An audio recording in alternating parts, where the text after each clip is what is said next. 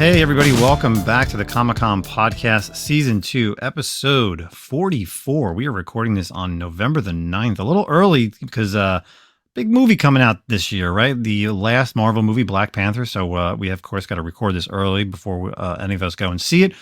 Your man, Nemesis Prime, hosting this show. Of course, you know we can find us on all those major podcast platforms, Spotify, Google Podcasts, Anchor FM, iTunes, Amazon Music, and wherever else you feel like listening to us, maybe even OnlyFans, who knows. But I got my buddy Zach here. What's going on, man? How you doing? What's up, dude? Yeah, I'm recording early today. Tomorrow, got a little Black Panther. But you're still waiting for tickets, right? Yeah, I stupidly didn't buy them because I was actually, this weekend was possibly going to be a vacation time for my wife and me. And that unfortunately fell through. So that's why I didn't want to buy tickets. But I should have, because I could have always just canceled them. Like, would have been the smart thing. But I didn't. So I'm left with, seeing it some random time. Yeah, 6 p.m. tomorrow, Mountain Time for me. Hopefully, like I was just saying to you before, hopefully work isn't busy and prevent that. I got a little close, dude. I'm telling you, all the theaters and the times were packed, dude. There was like only out of the 3 times, there was only 2 seats that were next to each other, and then it was like split apart. So I didn't think my wife would appreciate us being on opposite sides of the theater. So definitely, I know that feeling. Yeah. So. As we get into today's episode, we actually have a guest with us today. We have a community member and someone who's I've had the pleasure of knowing over the past month at several cons, and we've had some fun interactions, during the con, after the shows. It's been a pleasure. We actually have a member of the ShortBoxed team. If you all know the ShortBoxed app, we're going to learn about that. If you don't know, but we have Kevin. How you doing, Kevin from ShortBoxed? Hey guys, I'm doing great. Thanks for having me. As Justin said, or Nemesis, I don't know what to call you on here, you influencer. Oh, Jesus. He just dead named you by calling you Justin. Ooh, damn it. Yeah, I don't know what protocol is. But no, it's nice to be here. Yeah, as you mentioned, I'm Kevin from ShortBoxed. I do business development for them. I get to spend a lot of time on the road during the year at the conventions, meeting all you lovely people. So it's a delight to be here. I'm a big fan of the show. Absolutely. Yeah. Thank you so much, Kev. So, of course, we're going to get to learn a little bit about you as well as even ShortBoxed, the app, and the selling and buying and everything like that. But, for yourself, obviously, you've been with ShortBoxed for a while now. I know maybe about a year or so ago, TiVo and myself on Lords and Longbox actually had Gene on. And we got to learn a little bit about ShortBoxed on that interaction. But, for you, like, what's your history with, like, comic books and everything? Because, of course, you don't come from like, a background that's non-comics, but I mean, some people do, but I know, talking to you a little bit, you've actually have a really good background in comics. So let us know, let the people know how long you've been collecting, and then what were you doing before ShortBoxed? Well, like my love of comics started with like comic strips, Calvin and Hobbes, Far Side, all that kind of stuff. My dad was big on like the compendiums and like the collections when I was younger. So every time you look for me, you could find me with one of those in my hands. But left comics for a little while to go through some, growing pains, getting older, going through hormones, all that shit. And then my dad started picking up those random bundles of comics from Costco. I don't know if you guys remember those, where you could like go to Costco and get like the shrink wrapped, super, super wide display of like 12 or 10 comics kind of splayed out. Wow. And so I did a ton of comic reading during that point in my life. My dad would go to garage sales and buy boxes of like Walt Disney comics and stuff like that. But I never really read stories or sequences. I always found myself very lucky to end up even having comics that were within, an issue or 2 of each other. Mm-hmm. But it didn't make me any less of a fan. I consumed that stuff like it was my fuel and I needed it. And then flash forward a whole number of years, I've gone on to work in retail, work at startups, doing all this stuff. And I got a job working at a comic shop, helping the owner, Aton from Cape and Cal in Oakland, California, doing Tuesday diamond shipments. So I got into that. I knew Aton through an adult comic book club that we had for a couple of years before that. And I ran the tech. I was the dude who would torrent all the comics and upload them for everyone to read every month. And so I started doing shipment with him, and the rest is history. I got a job managing the shop, assistant managing the shop with him for about 5 years. And I loved it, man. I stepped out of tech and startup stuff to go work in a shop. So there was like a big difference in like pay scale and all of that, but quality of life just shot through the roof. So when I left the shop and moved up here to Oregon, where I'm currently located and working for ShortBoxed remotely from, I saw that ShortBoxed got funded. I reached out to Gene because I'd been selling him comics for a number of years at the shop. And, all of my random sort of disconnected, none of them really one leading into the other jobs that I've had throughout the years, just sort of dovetailed into this really cool opportunity to work with customers and technology and comics. So that's my origin story in a nutshell. Is Cape and Cal cool. still around in Cali? All right. Yeah, cool. Going strong. In fact, they took some time during the pandemic to expand where a lot of shops were shutting down. So they took over the yoga studio that was next door to them and essentially doubled their floor space. And they've been doing good stuff. In fact, ShortBoxed just did a I Hate Fairyland variant with Cape and Cal Comics in Oakland with Maria the Wolf as the artist. So if you guys haven't checked that out, be sure to go to the app and check out the I Hate Fairyland 1 exclusive that we have available there. Yeah, you guys are new to that, right? So the you've done the I Hate Fairyland, and then you had the Hitomi, right? That's your second variant. Your first variant, I guess, would be. But the Hitomi was the first. The I Hate Fairyland was the second. Certainly not the end of the story. We'll be doing more variants with other partners as time goes on. We're trying to work out we've been able to run this on the platform with great success. Our first one, Hitomi, sold out of all the graded copies within like 20 minutes or less.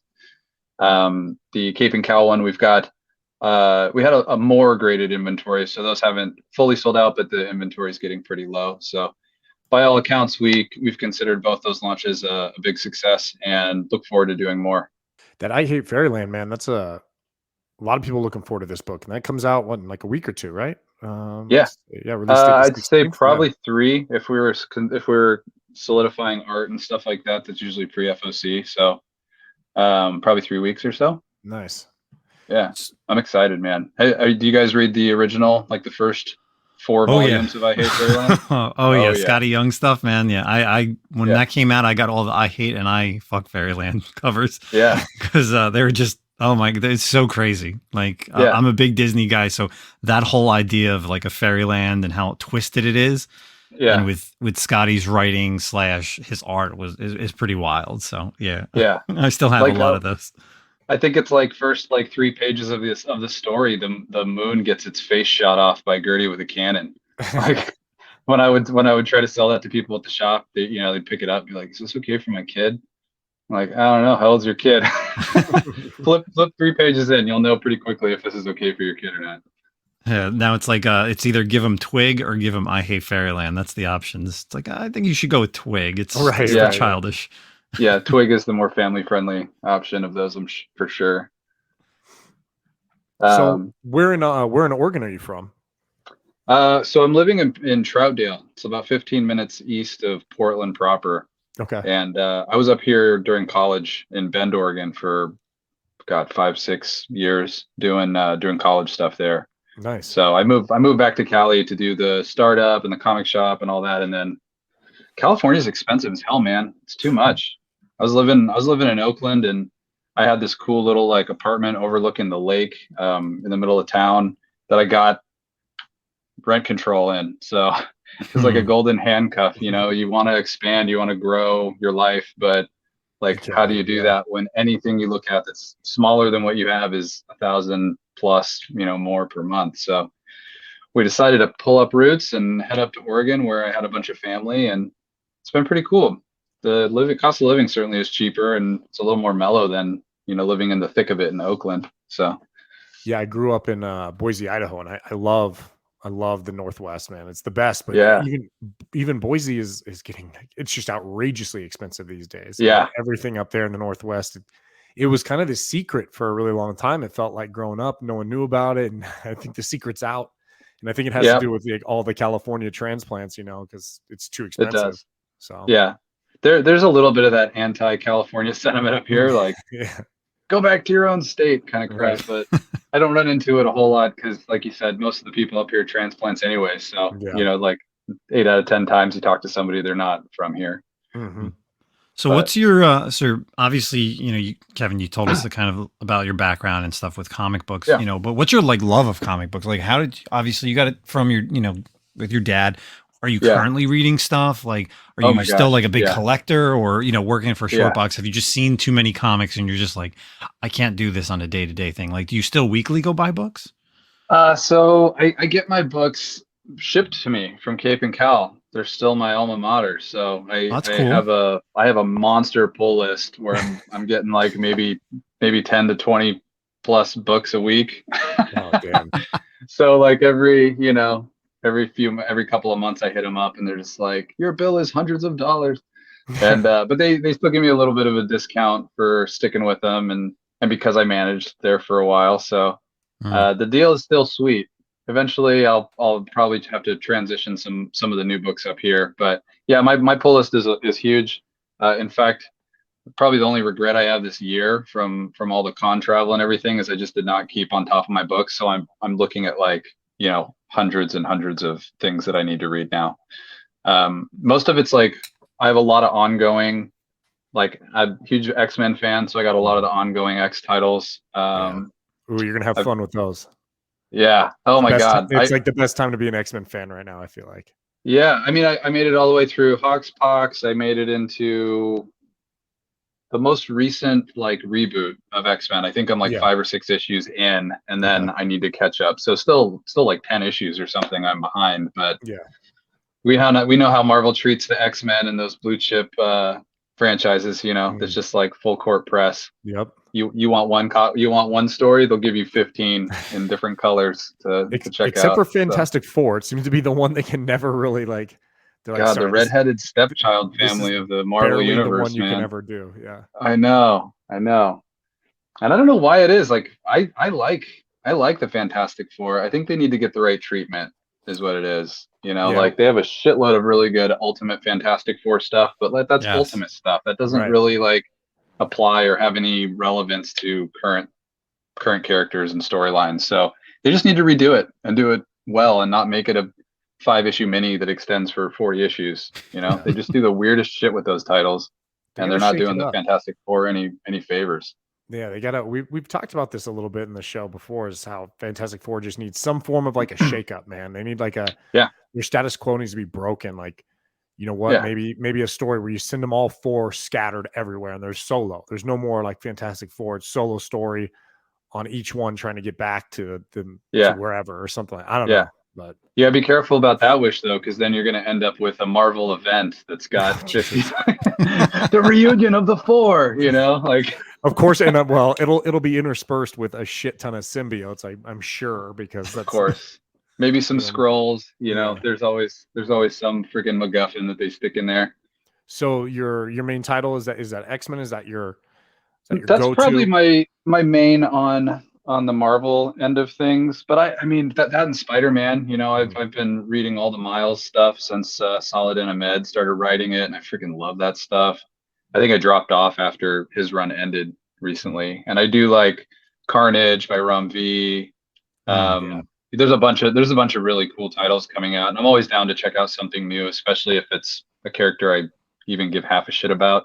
The stuff I go really hard in on though is a bunch of the indie stuff.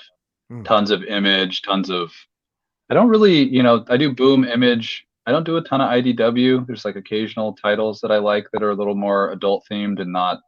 Yeah, childhood. IDW is just always, and we spoke about this tons of times. Yeah. IDWs is like the place where all the 80s and 90s cartoons and like toys franchises go. Like that's basically what it was. But now it's starting to change over. A lot of the IDW stuff because of stuff that's leaving and gone to Dark Horse and other publishers. Like they had that Scott Snyder, like that Dark Fire. I can't think of Dark Space Fire or something. Yeah, like the there's firefighter more one. Yeah, that one. Yeah. With that, and then our buddy Livio Ramondelli did the Kill Lock, which was like it's robots, but it's still like a Suicide Squad. Yes, it's like all different stuff. So they do more creator owned stuff like Image and Boom does. So I think that's why now that's what they really need to do to really just stick around. So they could be up and coming with, I would say, in 2023.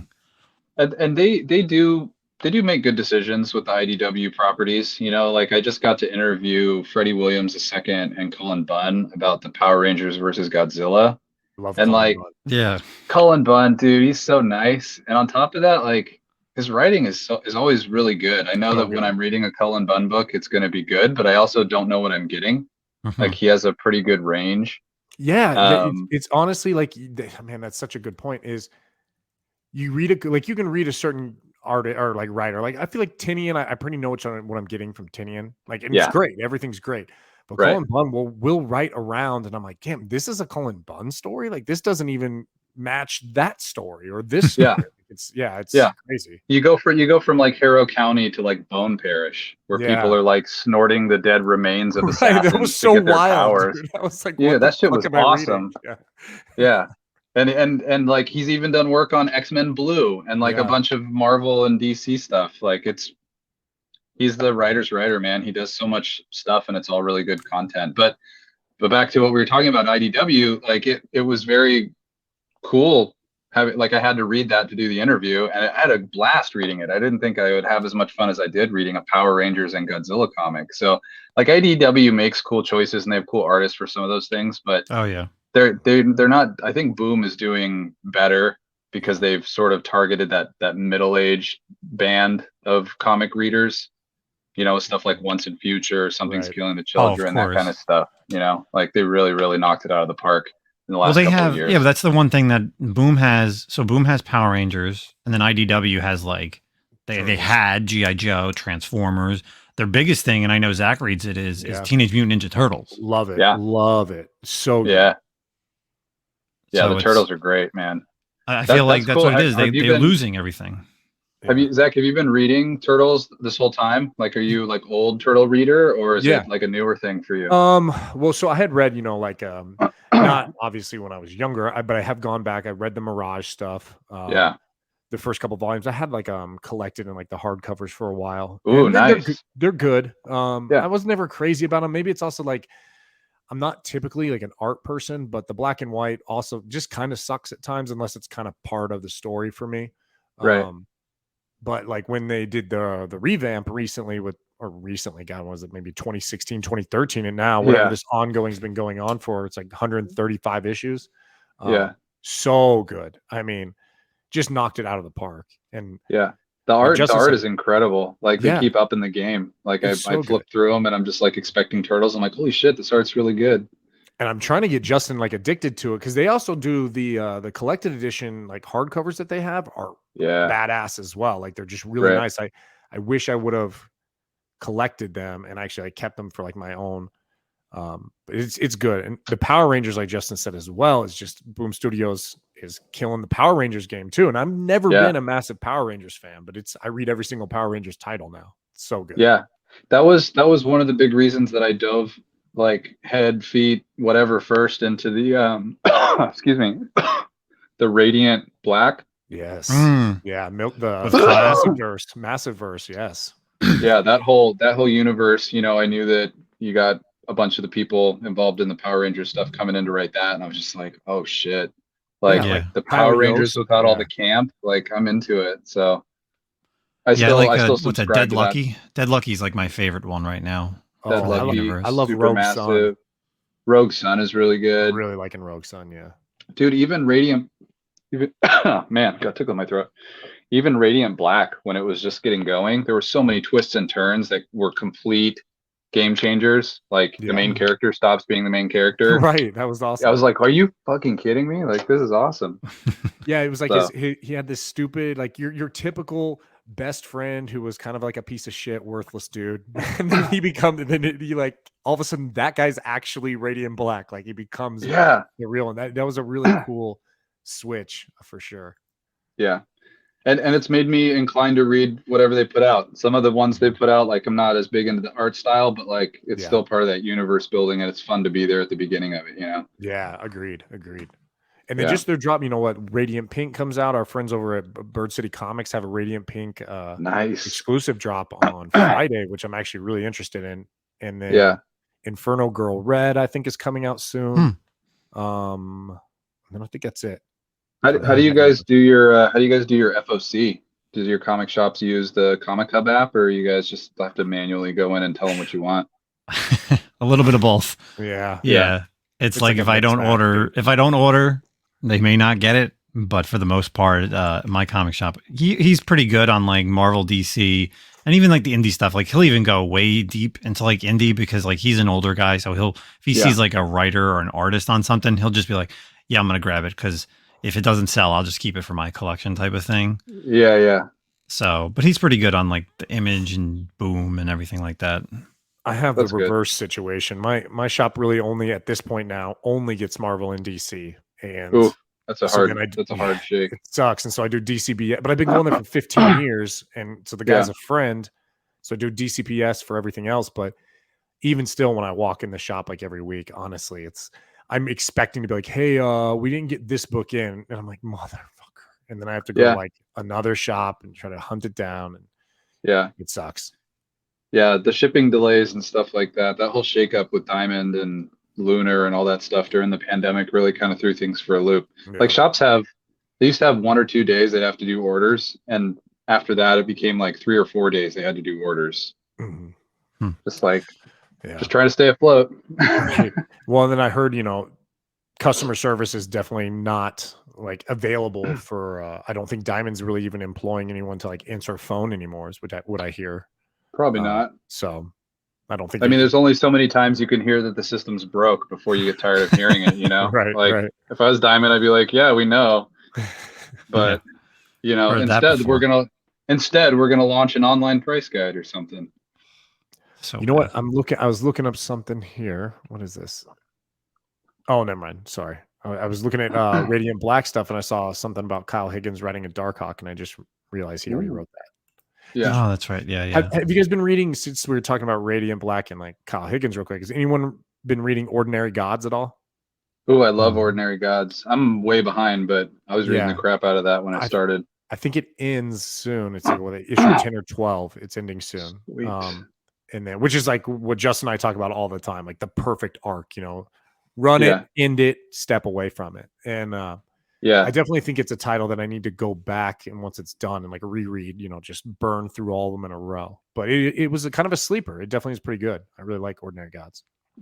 There's another writer who's like that. I always flub on pronouncing his name, but Alice Cote, ALES, and last name KOT. He did Zero.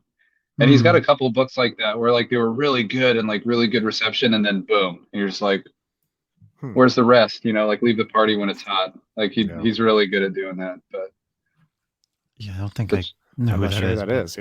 Yeah, I'll share some links with you guys after. Yeah, definitely. Yeah.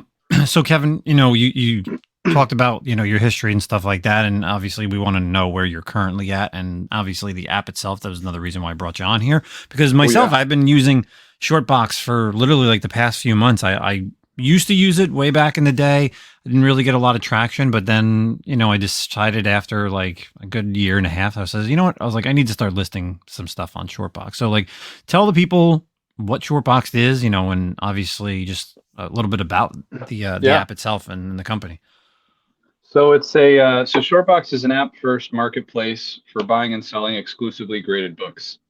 We have an awesome network of buyers that are eager and hunting for the books that our sellers are putting up. We've got tens of thousands of users. There's hundreds of new books going up a day. We are constantly improving and updating the app and implementing new features like some fair market value indicators. We provide historical sales data. Our fees for sales are real low. We're 10% flat, no additional costs. You get payout through PayPal or direct deposit with no additional fees charged to you. And then we take care of like shipping labels. We insure everything fully through CIS to make sure that if anything happens to your treasured item while it's in transit or it doesn't arrive, that we've got you covered. And I'm sure Justin can attest to, we really just try to do anything we can to take the work off of our users' hands. We help them maneuver offers. We help them figure out shipping stuff. I mean, we're very responsive team of comic lovers and collectors ourselves who understand where everyone's coming from. And I mean, the app, I'm sure Gene told you when he was on, the app exists as a direct response to just stagnation in the market and nothing ever really being improved or changed. So we decided to be the change we wanted, and it's going really well. We've had just like 36 months of nonstop growth, which there's not really a lot of companies I've worked for that can say that. Yeah, I can remember. I can remember when you guys, and this is probably maybe before even you were at ShortBoxed. Is like I remember Gene setting up at, I think it was like Baltimore, like years ago, and it was like nothing. It was like the app was just starting, and I was just like, oh yeah, sure, I'll sign up for it. And I probably listed like a book or two on there, and it just sat there for such a long time. And then like eventually someone messaged me through email. They're like, oh, you have an offer on this book, and or because I didn't see it because it went to my spam, and I'm just like, oh my God, I was like, I forgot about that book. That thing sold like a year ago. So, but now, like you said it, the best thing, like that's, I think what really made me change to start listing slabs over there was like the FMV. Like I love the, for someone who's been using it for the past few months, when you list a book on there, the biggest thing now too is the fact that like when you take a picture of the slab, it reads the barcode, it understands what book it is, so immediately like takes the confusion out of like how do I list this? Like I gotta change the number, I gotta change variant or whatever. It's simple. Like the app knows what it is, front and back photo, and then even the pricing, like you said, the history of pricing. So like there's a color coordinated, green, red, and yellow. Like, so if it's a good price, that's perfect. It's red. It's like, oh, you're over market, and showing the last couple sales. Like that's really it helps me because like, sometimes when I list on eBay, I'm always I kind of look at like sold, and then I look at like current, and I'm just like, you know what? I don't have the extra, I don't really want to do all that. But if it's like, boom, right in my face, like, all right, perfect. And if I need to change the price, I'll change it if it's not selling. And that's exactly what we wanted to do. We wanted to save people from having to log out of the app and go to 4 different websites to look information up that's already publicly available. And all of the current companies that aggregate this information, they put it behind a paywall. You have to pay them a monthly fee to do that. So just by you being a user of the platform, you get instant access to this just trove of historical sales information, as well as our recommendation for fair market ranges, so that you kind of know where to price your stuff without having to do it yourself. Yeah, I like the aspect where you have like the little the diamonds and stuff, right? So it'll tell you like what white, green, red, kind of based on like what your pricing is and where you're at. You're like, hey man, you wanna dance with the red diamond? I mean, that's on you, bro. But, well, and the red diamond, there are people that love it and hate it, right? Like there's people who, when we launched that feature, they looked at their account, they're like, why do I have all these red dots in my account?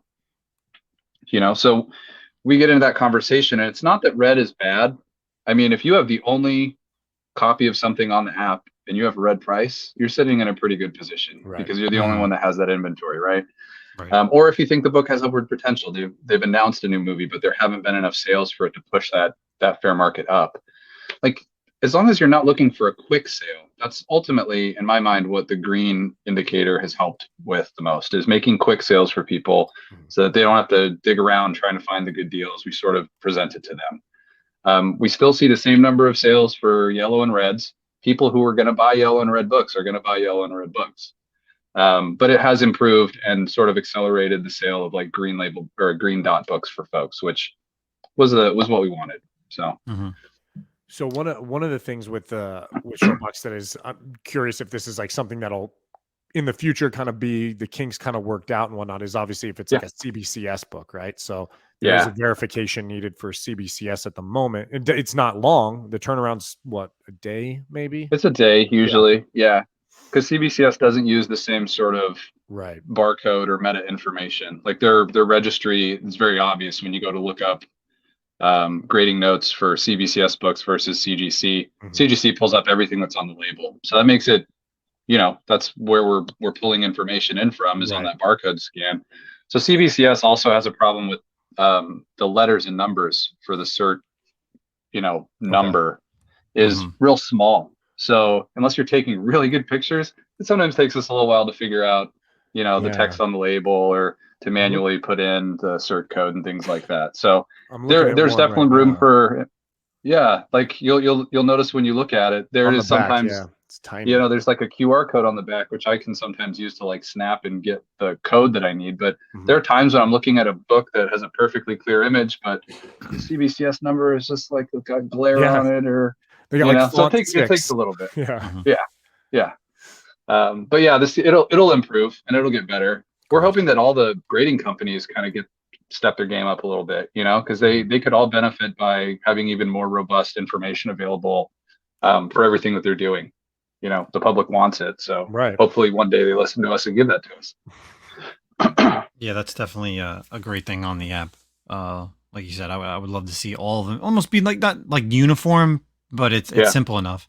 And I don't think you guys are ever going to go to raw books, right? This is strictly always going to be a slab platform. We would love to do raw books. It's not that it's not that we don't want to do it, but we've created this really nice process and platform to do graded books that moves just so, and we've got this sort of reputation of simplicity and being able to deliver. And with raw books, it adds a lot more to the conversation, right? Just like with any sale. Raw books, there's a much more subjective nature. You're definitely going to get people who, respond to a shipment they got and they're like, oh, this isn't what I ordered. And there's obviously potential for more fraud with raw books, considering, you have an encased CGC book that you've got up there. Pretty easy to tell if you're getting the one that was listed in the picture. So there are factors. We're not shutting the door on anything. We want to stay open to it because there's a need. It's not like graded comic book sales is the only place where the industry is sort of stagnated with sales platforms. So maybe one day, and we're certainly going to shout it from the mountain when we do. So I would say stay tuned to that one. Cool. How about I think the other thing with ShortBoxed, what about variant covers? That can be kind of tricky too. So if there's obviously with Marvel, you have any Good issue call-out, one has A through Z, right? And it just kind of comes up as Ghost Rider 1 or whatever. So both CGC and CBCS note the variant cover on the label. So that information we do include in the product details always. Okay. But you do bring up this situation that we realized with the fair market stuff. And this goes for everybody out there who's currently using the app and sees, a red dot on a book they have that's a double cover, or it's got a Mark Jewelers insert or a newsstand. That information really hasn't been well recorded by the grading companies up until pretty recently, I think. So what we're allowing people to do if they reach out and they're like, oh, my book has got a Mark Jewelers, or it's, newsstand or in double cover or whatever, we can just disconnect the fair market indicator from your book and note in the product details that it's a newsstand. We want people to sell the way they want to. We're not trying to force anyone to do things our way, but we totally recognize that is a thing that we're still kind of ironing out. So for those that you have newsstand issues, just shoot us an email and we can go ahead and we'll take care of that for you. And then maybe at some point when they start to record that shit and we can actually get it up into a workable format, then it'll be more of a thing that we can capture initially. Yeah, definitely with the variants, I was going to bring that up too, because me being a huge variant guy, I listed a lot of variants, and the old way you typed in everything, and now it's a lot simplistic where whatever, like Zach, if it's an X-Men 1 brand new series that comes with, Marvel has, let's just say 10 variants, and then somebody does exclusive variants. Unless you're actually looking at the book and then go into the description, you'll actually see it. But the old way, you would actually search for it. So I like that it is kind of gone that route where it's a lot easier, because if you're just typing in like X-Men 1 and you're looking for the specific year, then you just look up all that. It's not going to bring you everything. I always would look for like Star Wars books, and some books have, like Mandalorian has a ton of variants, but at least if you go to it, you click in the description. If it's Comic Mint, Frankie's, if it's your own, like for ShortBoxed, it's simple to find. So, and we do have filters there in the search. You can even checkbox variants and search Star Wars, and it'll only show you Star Wars variants. So there are tools. There are tools available to help with that, and we're always looking to make that stuff more robust. So it's only going to get better from here. Right. Yeah. I mean, these apps, that's the thing about the app, right? It always grows and develops, and as the needs change, it evolves. So. And that's something that I've been impressed by as an employee of this company for the last year. Is I've been working here a year, and we've shipped no less than 6 major app features and updates to production. Like, I've worked at tech startups and apps before, and that's not how it goes. It's like, oh, it's on the roadmap, or, oh yeah, we're working on it. And then, a year later, it's the same, like, oh yeah, we're working on it. It'll be here next year. nothing happens. Like, this company is so incredibly responsive to the needs of our users and what we see as, you know, gaps in what's available. It's cool to sit in on like engineering talks and hear these guys like just have considered everything. Like, it's pretty wild. How about like, okay, so I'm looking at the app right now, right? And Yeah. like the deal of the day. How's the deal of the day like picked? How does that kind of, is it just a random type So thing, or? no, not random. We actually do it in partnership with our sellers. So what we'll do is people have the ability to reach out to us to ask if they can do a deal of the day. There's requirements to qualify for that. Deal of the day items need to go up for less than the 90-day value or the last sale, whichever is lower. Okay. And also, we can't have, like, let's say a book that you have is normally 600, you want to sell it for 400, which is way under those metrics I just mentioned. But there's also a copy on the app for 350. You know, like, it needs to be the best deal of that book on the app, and it needs to fall into those particular parameters. And then what happens is we lower the price to that, you know, below fair market price for 24 hours. We post it on social media. If it doesn't sell after 24 hours, we flip it back to the original price. So we give our sellers the opportunity to reach out to request opportunities to do those. They can give us a list of books they think might be great. We tend to fill our pipeline up a little bit, but usually not too far, because prices do change from week to week, you know, and something that might have been a deal of the day for, you know what I mean? Something that might have been a deal of the day last week is not going to be a deal of the day this week, because maybe there were some low sales or something changed with the, you know, announcements or whatever. And then we also use deal of the day as a tool with our sellers. If they're reach out and they're like, oh, my sales are a little stagnant, we haven't, you know, I have good pricing, why am I not selling? Well, let's try a deal of the day. And we get people real into it. We've got folks that keep coming back to do them. I think we don't get as many people doing them just because they don't necessarily know that's available. But yeah, if anybody wants to do a deal of the day, they think they've got an especially well-priced book and they want to do that, just give us a holler at the ShortBoxed account. You can hit me up on social. There's a multitude of ways to reach us. But yeah, deal of the day is a very, very powerful tool in getting some very quick movement on inventory.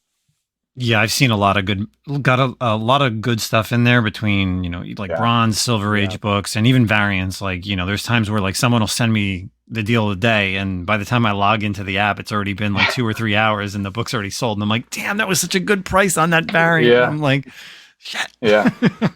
Yeah, I've seen some wild ones. Like, we had a guy who did he had something that was like normally 900 and he was like $600. It's like, all right, man, let's do it. Yeah, and didn't last very long. Oh, I'm sure. And that's, you know, just like we're seeing the increase in sales velocity for people with well-priced green dot books, people that use the deal of the day in conjunction with that, it's a super powerful tool. Like, let's say you wanted to do a deal of the day. Then when we post it, you can go and repost it and say, also check out my ShortBoxed link where I have lots of other good deals. Like, there's really creative ways people can market themselves online. And I see some people doing it very successfully, but these tools that we've provided definitely give you an edge, like definitely help make those sales happen quicker. So always happy to be like out of the box and trying to think of new ways to do stuff with people. That's half the fun of the job.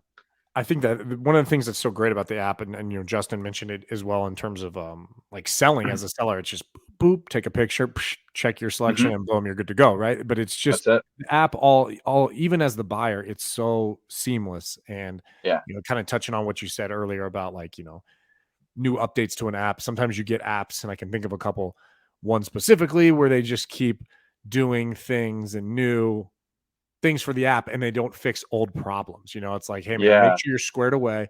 Like, I like your model, like you're saying, and kind of like reference back to what you're saying, like, let's lock down these, like the CGC or the slabbed books first.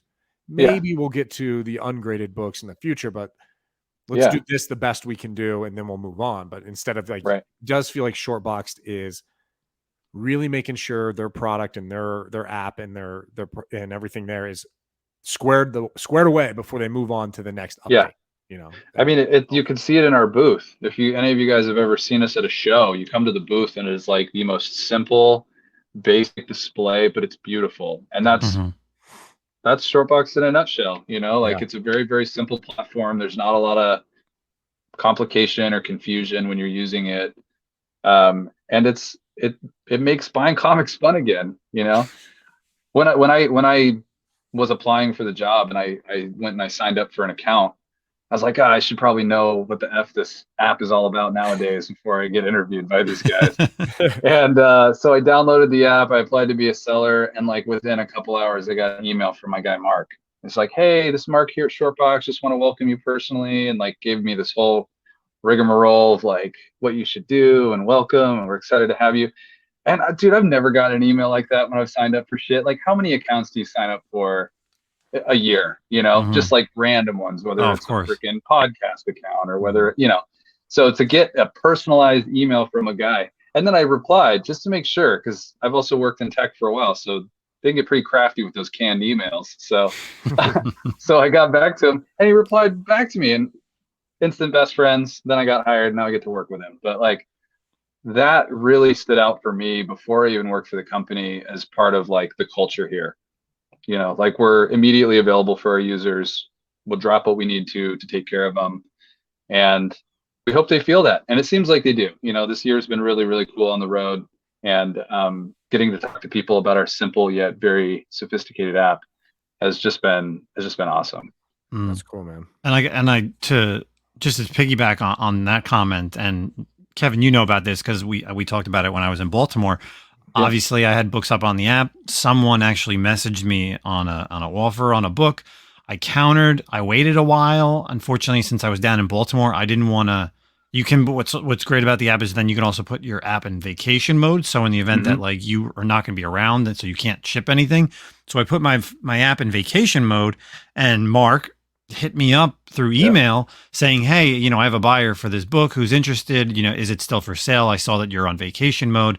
And I replied to Mark saying, yes, it's available. Unfortunately, I'm in Baltimore for the convention. So, you know, I can ship it out like Monday morning, you know, basically when I get back. And he goes, all right. And he's like, just, you know, I'll let the buyer know, just take off vacation mode. You could sell it. Obviously, I'll let him know that it's not going to get shipped out, obviously, today or tomorrow, but it'll be a few days. So I think that customer service was just like unbelievable between me and Mark, and obviously the buyer. Like, he got a good deal. I sold a book during, you know, a time where I, you know, could use some extra funds while I'm going to a con. And obviously the payout's not immediately, but the fact that like he hit me up, I was just like going through my emails. I was like, Mark from ShortBoxed. I'm like, all right, what's this all about? And like just that interaction. So it was like perfect. And that's the best thing is like, I probably wouldn't get that anywhere else. Yeah, I mean, I've never gotten that anywhere else, you know. And it's Mark is just a machine. Like, I think he hit you up on a weekend too, you know. Like, normally people wouldn't even be sending emails out on a Saturday or whatever. But here's Mark just burning the midnight oil, making sure all those offers are handled. And that's what we do. You know, we pay attention to everything that happens on the app, make sure that people are enjoying it. We're constantly looking for feedback and input, and we actually listen to people when they give us input. You know, there are a number of things that customers have suggested that I've passed along, and the team's been like, oh my God, that's a really good idea. And then it gets included in the next update. Oh, nice. You know, so it's fun to see that happen live, you know, instead of like this real long drawn out process that I've experienced elsewhere. Well, I have a question before we kind of switch into another gear, but how come my Aquaman 35 hasn't sold yet, Kevin? I mean, it's got a great price. Let's take a look at your fair market indicators, my friend. I could suggest deal of the day for you if you're willing to go. It's the cheapest on the app. Unfortunately, it's a CBCS label, but there's like same grades, way higher prices. So that's okay, man. Like I cannot wait for the day that CBCS prices and CGC prices like equalize. Like, there's no, it makes no freaking sense to me at all. I don't care. Much a hermetically sealed piece of paper, you know. Much as people complain, like, you know what's so crazy about that the old argument between the two is some of these people who get so mad about that are the same people who are also like, oh yeah, but CGC, or I'm sorry, same people who like complain about CGC all the time. The same people who also are like, no, CGC deserves a higher price. And it's like, you bitch about this company all the time. Like, why do you think they deserve a higher price? Like, I just don't get it. Doesn't make any sense to me. Yeah. You know, maybe there's some like secret Illuminati cabal of like high priced slab movers or high value slab movers that are just, you know, you can't let the word about CBCS get out. Maybe. It's weird because and like the flip side of this, like in the card market, there's like PSA, Beckett, like SGA, CGC, and like I don't think anybody cares. Like a 9 is a 9, a Gem Mint 10 is a Gem Mint 10. Like it doesn't matter. Like it's a 10. Like it's not getting any better. Like I wouldn't crack out a 10 in one company to switch it to another company. I mean, unless it's PGX, then you just open. Well, yeah, then you're. You open it up and it's a 7.5. Or like, do you guys ever see like the ESG graded stuff out in the wild? Yes. Yeah, not in the Those wild. are crazy. I see people's. Yeah, posts. it's always online that I see it, Yeah. but they have like hinges on them. Like it's so clearly made to be opened. It just makes me so nervous. But they look beautiful. I will say that EGS slabs do have a nice look to them. I just. No one wants to show it to you in person because then you just be like, ugh. Pop it open, put your own book in. Yeah, I'm sure there's stuff that keeps you from doing that, but that's the perception when I look at it. It's just like, oh, that's a DVD case. Yeah, it's like a clamshell. Yeah. Oh well, let's kind of move out of learning all about ShortBoxed, and we do have an article or two to get to for the day, and of course it's always nice to have a third person here because their thoughts and rants are different than both Zach and mine. So it's interesting. We're going to be talking about back-to-back weeks. We're talking about Agatha Harkness over on Disney Plus. So this week Marvel just dropped that they have 2 new cast members joining the Agatha Coven of Chaos. You have Sasha Sierra Zamata and Eric Andrews. So here's where I'm going to go with this. And this is posted over at comicbook.com. Both of these actor and actresses one's a former SNL and the other one they're both comedians. So this immediately goes into my rant, and Zach knows this, that oh yeah, yikes. It's going right into a comedy show with these 2 people. I don't know how you guys feel, but I immediately am like, I'm really turning this show off because this is where I feel like it's going after this. They're both great. I've seen Sasha on SNL years ago. Funny. Eric has been in a few movies here and there, and he plays. When he's in a movie, it's funny. I think he's a great comedic actor. But again, you're putting it into a show that is supposed to be like obviously we say that it's horror, but it's magic. It's supposed to be, I guess, a little bit of that spooky fantasy. Supernatural side. Kevin, you're jumping on here for the first time. What are your thoughts on these 2 people jumping on this show, and what do you think of the upcoming show of Disney Plus? So it's funny that I'm mostly live my life spoiler free. Like I do sometimes watch trailers when they pop out. Always if they're before movies, but I'm not really big on like tracking the news on developments. I get the alerts. So what I'll say is this, in general, about bringing comedic talent into subject matter that may not quite fit that leaning. I think some of the better Marvel stuff that they've done has ended up having sort of a funny tinge to it. So I think maybe they're either trying to recapture that lightning in a bottle, or just create the sort of delivery that is very family friendly, which is chuckling and laughing and enjoying yourselves. But I'm not super familiar with either of these actors. What other than SNL, what have they done? Without actually looking it up, I don't know because I definitely don't watch SNL. So so let me pull it up. So she's been in. Let me hold this. Because there's also Aubrey Plaza, right? I'm sure that's something you guys. Yes, we actually just talked about that. Yeah, we just talked about that last week. So and Karen Kwan as well is pretty comedic as an actress. Yeah. Yes. Yeah. She's been in a couple things. Nothing like I would say that's huge. She was in that Amy Schumer movie, I Feel Pretty. She's in another show called Woke. Okay. The Weekend was in 2018. But for the most part, like she's been mainly on SNL. And Eric has been in quite a lot of movies, like small roles, big roles. If you've ever seen like he's done a lot of voice acting in like what was the most recent? He was on like that Disenchantment show that was on Netflix. Oh, but he's obviously, he's on like Two Broke He was on Two Broke Girls with, of Okay. course, the chick from Yeah. oh God, Thor. what the hell? Yeah, from Thor. And then he's just been in like other, movies here and there and TV shows. So, him I could see, of course, Yeah. being more of like a comedic into that realm, but I don't know. People hear me constantly when we talk. I love comedy. Yeah. But I just feel like this Supernatural should stay not so comedic with these two people. But He it does is it, what it man. is. He hates the laughing. He hates it. Cringe. So what about you, Zach? What do you think? What do you? I on don't these know. two? I mean, I'm going to reserve judgment. We'll see how it goes. Because I mean, look, yes, it does seem like obviously with all these actors, it's probably going to be comedic, but you never know. Like sometimes they do cast sometimes if you're a smart actor, you want to try something different, right? You know what I mean? Come in and be like, yo, Yeah. I know I'm known for my comedy. Let me try my Mhm. acting chops on something serious. So who knows? Maybe their role might not be. But I mean, obviously, I think all signs are pointing to comedy here. And I don't know, man. I'm like you said, that it's lightning in the bottle. For Marvel, it's obviously worked for them. But I'm starting to wonder. I feel like there's been so much backlash on multiple reasons for Phase 4 of MCU, and I think one of the prevalent themes of complaint is too much comedy. And Yeah. if you're moving into this realm of the supernatural, the horror MCU, which everyone wants, let's maybe dial that back a little bit. Yeah. Werewolf by Night had a little bit of comedy in it, but it was like the perfect amount, I felt like, for Yeah. that supernatural. So Very little. I feel like very little. I can't even recall other just than interaction between him and Man Thing was kind of really the only, like, yeah.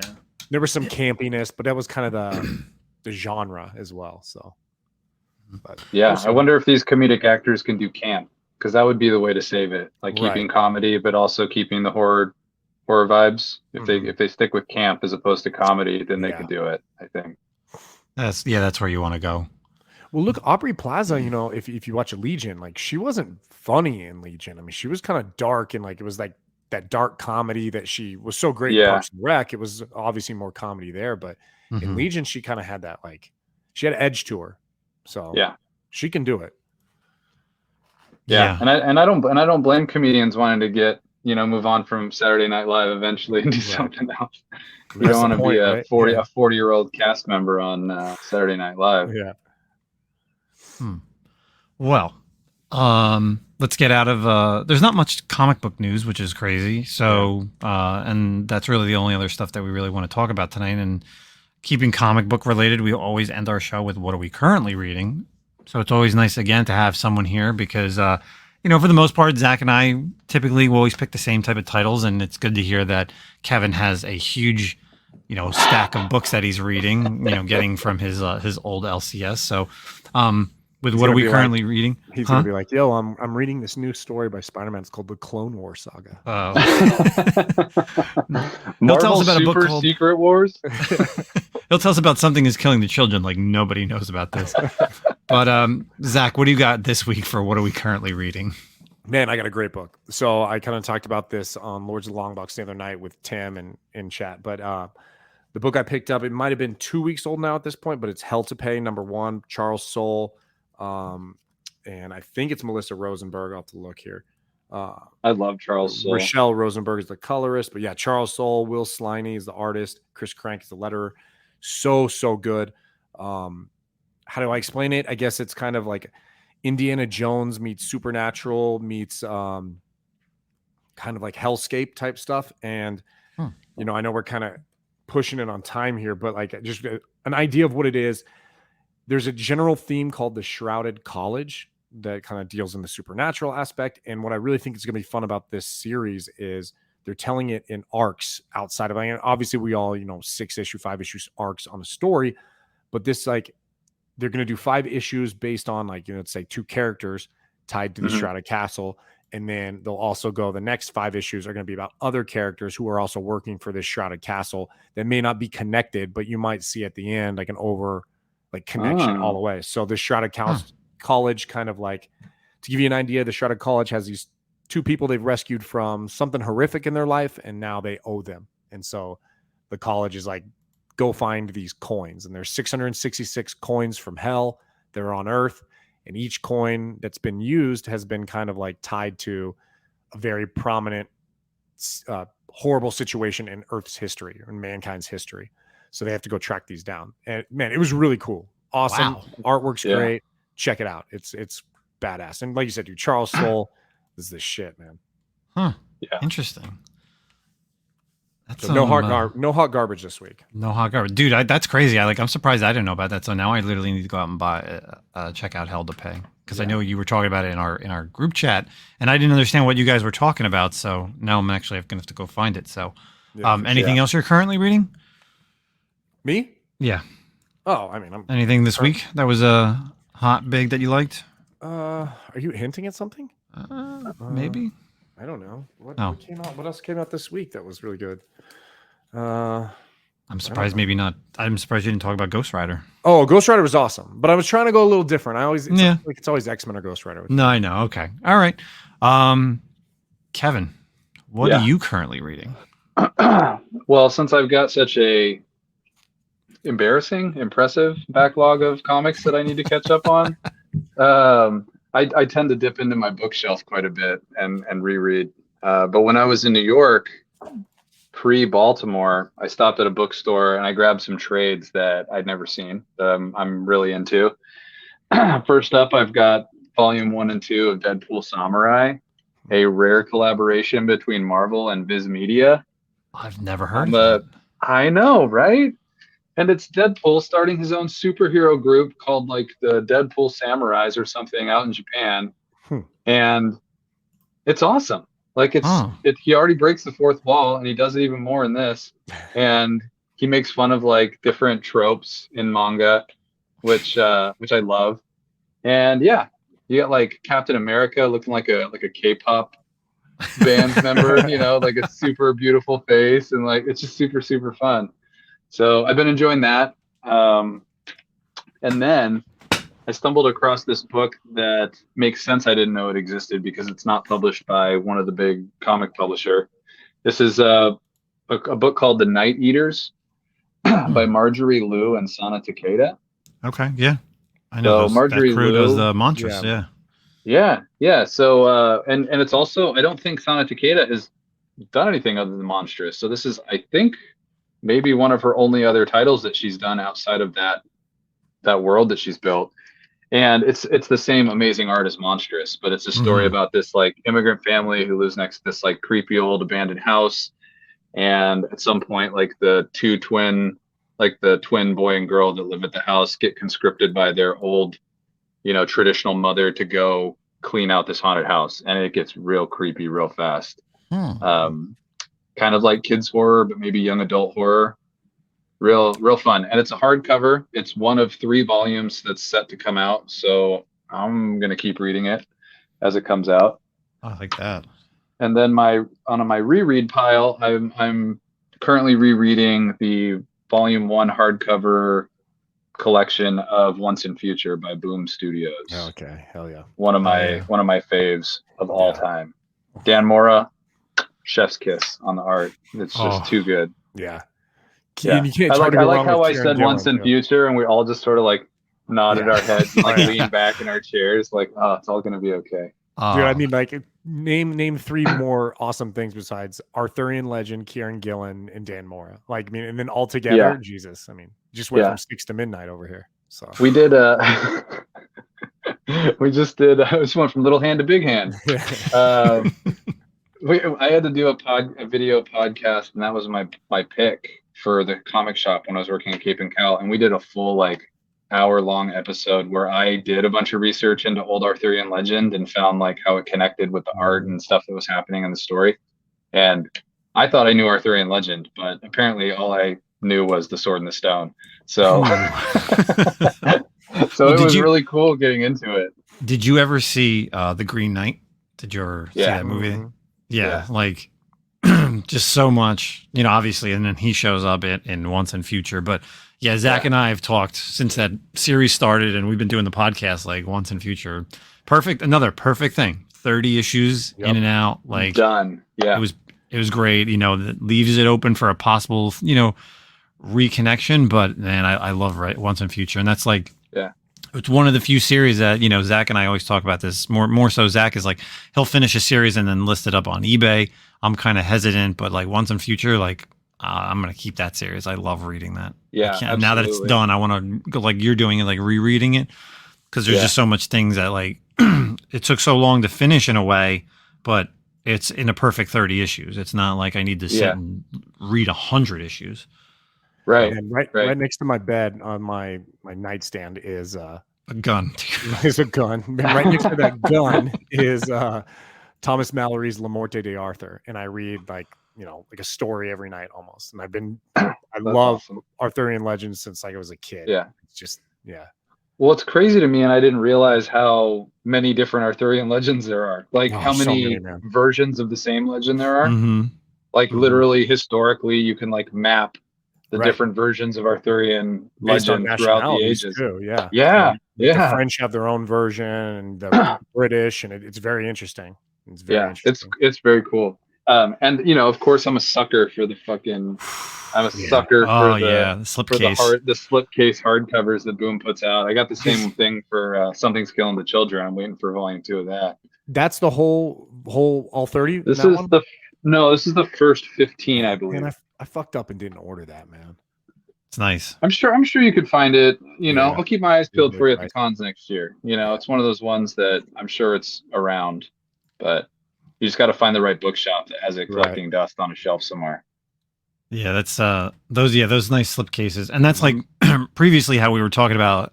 Teenage Mutant Ninja Turtles does these same thing. They do nice hard covers for the IDW ones, and even Transformers too. And I have some of the Transformers, but I really wanted to get all the TMNTs, and that's how I want to read it, because collecting them issue to issue would just be too much, and I'll just find them that way in a hardcover format. And it's nice. They look really good, like standing on a bookshelf. So.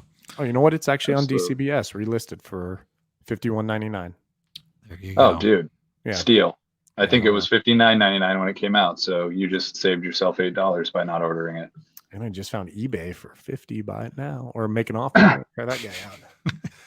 Anyway, sorry, Justin. That's all right. So for myself, what am I currently reading? So 2 books this week. We have since Zach really didn't want to talk about Ghost Rider, quickly talk about Ghost Rider. It was great issue, one of my honorable mentions. But issue number 6 of 7 of Do a Power Bomb, of course, from Image Comics. It's crazy. Like this series has been, it's up. Every issue kind of has like a cliffhanger at the end, and you're like, oh, I can't wait till next month to like read this. And again, like I'm no longer a big like wrestling fan, but like reading each issue is really like, I'm like, this is so cool, because this reminds, like, I remember growing up like watching wrestling pay-per-views and like Monday Night Raw and Nitro and all that stuff. So the story's been really good. There's one more issue coming out next month, but this issue is kind of has the culmination of what's been happening over the past 5. And I don't know what is going to happen at the end. So honorable mention goes to Do a Power Bomb. But my pick of the week, and it's actually pretty interesting. It's actually an older series. So last week I did a Star Wars Whatnot sale, and I had a lot of trade paperbacks, and I actually sold this complete collection. It was the Epic Collection Legends. It's Star Wars Infinities. It's basically Star Wars What If. So like Marvel does those used to do all the What If one shots, and obviously the Disney Plus show, but like they did a 4-issue miniseries for 3 different Star Wars stories. Basically, it's in the Star Wars movies. It's in obviously the original trilogy, but each 4 issues is a different part in time. Like if something would have happened differently. So of course, it's New Hope, Empire Strikes Back, and Return of the Jedi. I'm currently rereading, and I only got through New Hope and Empire. But in New Hope, it basically starts off like, what if Luke was shooting down the Death Star, but like the torpedoes missed its mark and the Death Star didn't explode. Like, so what if now happens? Like, That's is, cool. Is the rebel base on Yavin destroyed? Like, what happens? And, how does Luke feel? So, and then each 4 issues of the miniseries then continues to the end of the series. So it starts at some point, but it still will end basically at the end of Return of the Jedi. So, little bit different things still happen. Like obviously, I'm not going to reveal too much, but in this version of in A New Hope, like they don't go to Hoth. Both Luke and Han and Chewie go to Dagobah and find Yoda. He still trains, and then he ends up helping them, kind of almost like Return of the Jedi. Han never gets frozen. So there's like little tweaks and turns, and of course it's just like in Disney's What If. Like what if one little thing changed that fractures the universe? So in A New Hope, it's basically it starts from there, and in Empire Strikes Back, it actually starts where in Empire, where basically Luke is with the Tauntauns. Like what happens if he doesn't get saved by Han? And like, where would the story go from there in a way? So, I don't want to spoil too much, but it's pretty interesting, and they're tough to find, these Infinity books. So if you ever get a chance, like I said, just pick up the trade paperback of the Star Wars Infinities. It's a quick little 4-issue minis for each of them. So that's my pick of the week. Oh yeah, cool. Good stuff. It's impressive to do What If to do What If in the Star Wars world, because you got to imagine all the fanfic they need is already available. Yeah, they had to really get creative to come up with like a new What If. It's wild. It's some interesting stuff, because obviously, like when they did the Marvels, it was always just like a one shot, right? It would be like, what if Wolverine beat the Hulk, or what if Spider-Man was on the Fantastic Four? But like this is like different, because you're drawing out in 4 issues, three movies basically. So there's like things that happen that you're just like, man, this could have happened a completely different way, right? Like it's so, again, it's on the Dark Horse side. It's older stuff. So if you get a chance, maybe find it in your set boxes at your local comic shops, or like I said, just buy the whole trade format, because I had the full trade. So I sold it last week, and hopefully that person is actually going to be enjoying reading that. I was trying to really talk it up, because I enjoyed reading all that older Dark Horse stuff. So, but that's it for this week. Season 2, episode 44 of the Comic-Con podcast. Kevin from ShortBoxed, we appreciate you coming on here, telling us all about ShortBoxed. You're more than welcome anytime to come back here, and I'm sure I'll see you at the next con in 2023. It's been a blast. Where can people find you before we get out of here? So people can reach me at kevin@shortbox.com directly via email. If you want social media, it's at Kevin_Shortboxed on Instagram, Kevin_Shortbox on Facebook, although I don't use Facebook that much. Or just reach out to the ShortBox account. We're all work together. Everyone wears a lot of hats there. So chances are you reach out, you say, I'm looking for Kevin. They'll send that right along to me. But thank you guys just so give much out for Kevin's phone number right now on the podcast. Yeah, we can do that too. Give your boy a holler. Hit me up on Insta. I'll give you my phone number. Let's do it. Ooh, there you go. We appreciate you. DMs. We've definitely learned a lot tonight on ShortBox. A lot of stuff that I didn't know. Awesome. And, we definitely appreciate you coming on here. So if you haven't downloaded the app, please go check out ShortBox. Like me being a seller and also a buyer, it's definitely great. It's very seamless. And Zach said some great things as well. It's a fun community. It's a fun community of people. We have meetups at shows throughout the year. So get on there, become a user. We might be able to invite you to one of our hangouts where we pay for all your drinks. So. Ooh.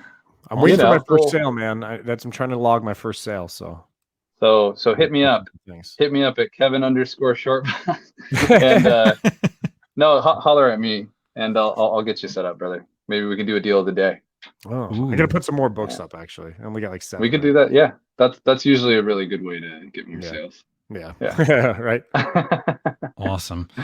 Zach, any last words? I'm happy to be here, man. Check out our Black Adam review if you haven't already, and if you want to see what we our thoughts on that movie as well. Yeah. So next time you'll be hearing us will be after Black Panther, and then at some point we will do a Black Panther review as always. So peace out, everybody. Enjoy the rest of your day, morning, evening, weekend. We out. Later. Bye.